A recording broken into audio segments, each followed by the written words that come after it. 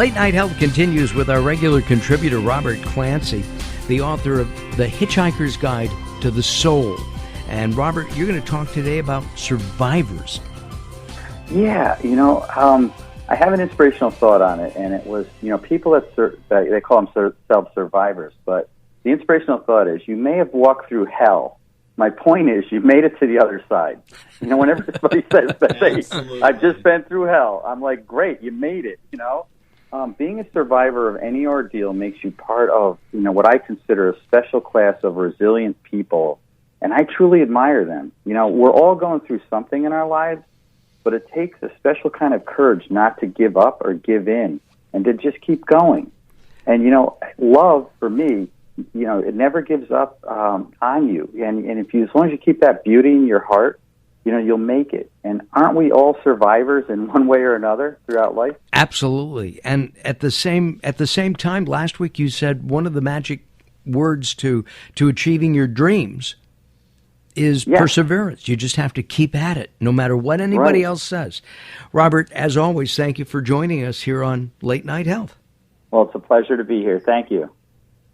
Late Night Health continues. We've got in studio Gary Stewart, and he's joining us as we spend some time with Pattie Wood from grassroots.org, and they have a radio show too. We'll talk about that briefly as well. Maybe we'll even get to be a guest on that show.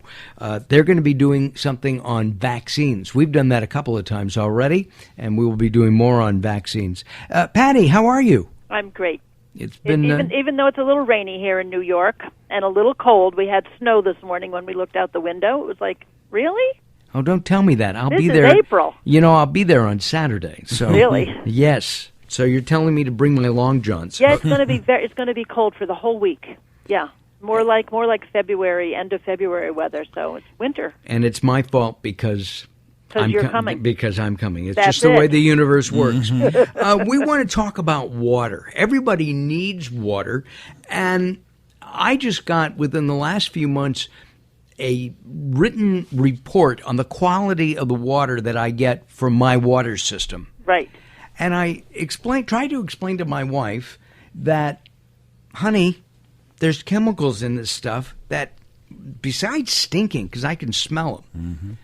If you That's actually not good. No. But if you put a goldfish in there, it dies. And if it's going to kill that poor little goldfish, what's it going to do to me? Am I wrong? Yeah, it'll probably just kill you more slowly. Oh, okay. Great. Yeah. Great.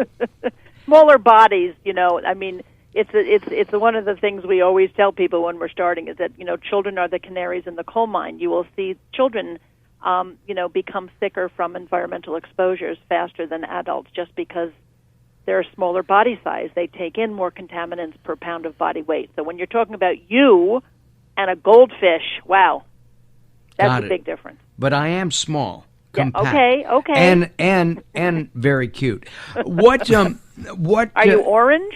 No. Okay. No, unless I eat a lot of carrots. All right. But he is scaly, yeah. I am scaly, thank you. Pattie, Yeah. which would make me, by the way, kosher, because kosher is with scales. Never mind, that's another story. Is the water overall that we are drinking, is it healthy and clean? I think that, people have become a little bit more aware of their public water supplies because of things like the outbreak of, not the outbreak, but the incidents that we're finding of lead in water supplies, not just in Flint, but all over. I mean, as soon as I heard that story, I said, wow, Flint is just one of many public water supplies, I am sure, that has unacceptable lead levels in it. But it's pretty tough. A lot of our public water systems, especially in our cities, are quite old. So we have to look at the infrastructure, which would be things like, the lead and, pipes that, have been there for many, many, many, many years. And then there are just unbelievable sources of water contamination to the sources of the public water. And those are either surface waters, like lakes and rivers and so on, or underground aquifers.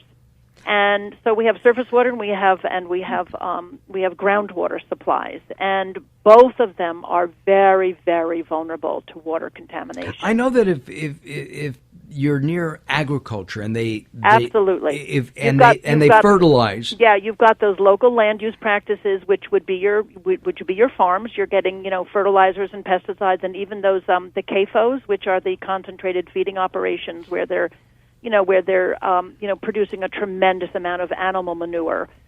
These are huge water contaminants. And then manufacturing processes, sewer overflows. When we have huge, storm activity, we get sewer and wastewater overflow. And then, we have naturally occurring chemicals and minerals. For instance, arsenic and radon, uranium, other types fluoride.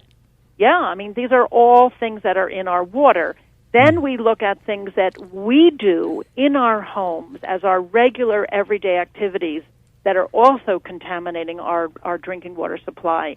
And those things are the use of pesticides on our lawns, taking so many pharmaceuticals. We live in a world where people, they go to the doctor and they don't feel like they've gotten their money's worth unless they're walking out with a slip of paper to go to the pharmacy and get some drug. Or they've had a shot in there. What happens, and the kids, when we do water programs in our schools around here in New York, we say, so, I hold up a bottle of, an empty bottle of a prescription drug, and they go, whoa, how can that contaminate our water? I said, okay, so who can think about this one? Who can give me the right answer? Think really deeply here. So we take them, they are removed from our body through just through urine, regular, biological processes.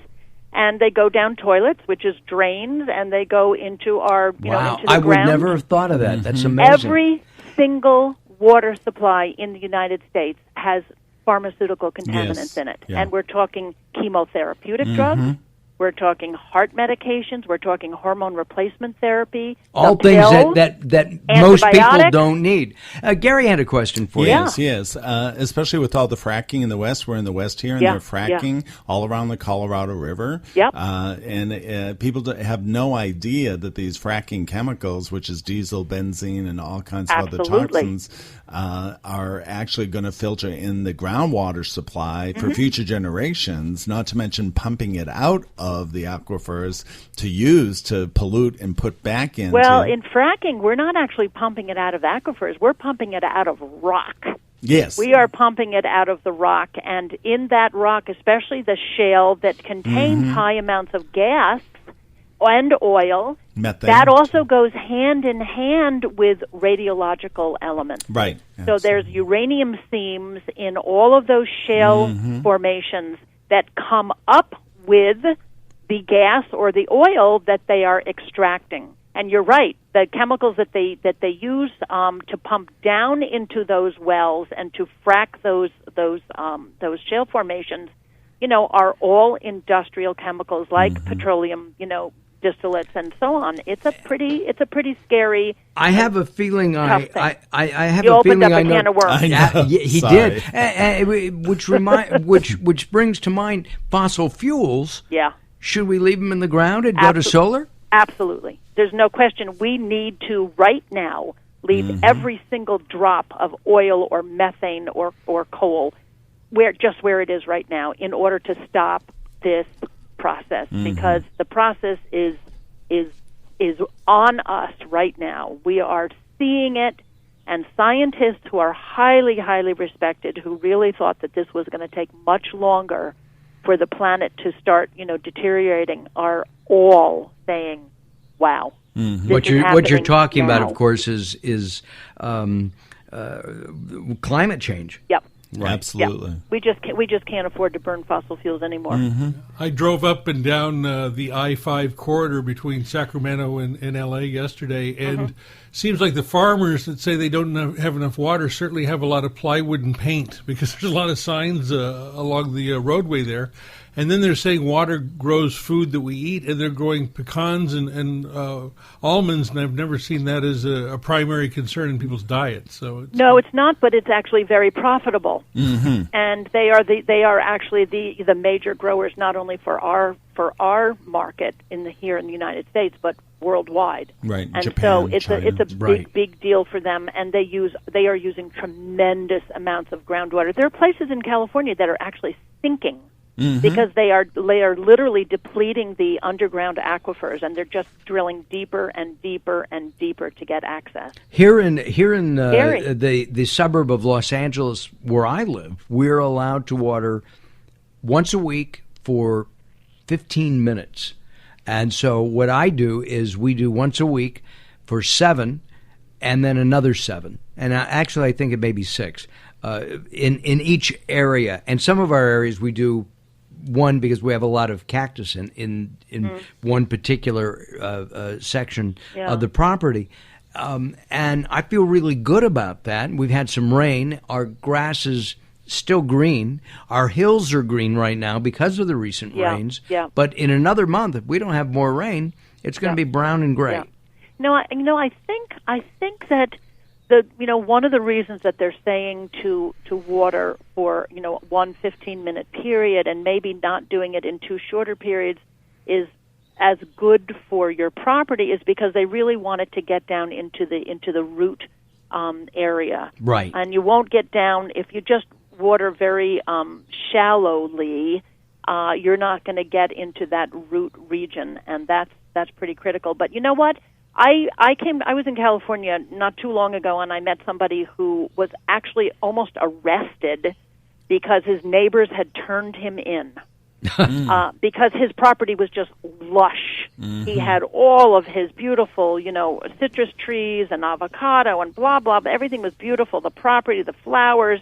And they turned him in because they thought that he was cheating. Well, we also he wasn't. He was using gray water. He was an engineer, and he had actually diverted all of the clean rinse water from his dishwasher, from his washing machine, all of the water coming off his bathtub, and then diverted it into a gray water system and used that gray water which is perfectly fine, to water his entire Makes property. Sense. That's a great idea. I don't know why they're not insisting that every Californian who is a homeowner has a gray water system. That sounds like a great idea to me. Yeah, so Maybe could you make that happen, Mark? We're gonna try. Work on it. We will work on it. Gary and I and Daryl will do that. They're doing it on the freeways. Just so you know, there is hope. Municipalities are doing Get that. that plywood out. Yes. That is true. Pattie Wood, the executive director of the environmental health nonprofit organization Grassroots Environmental Education, is our guest, along with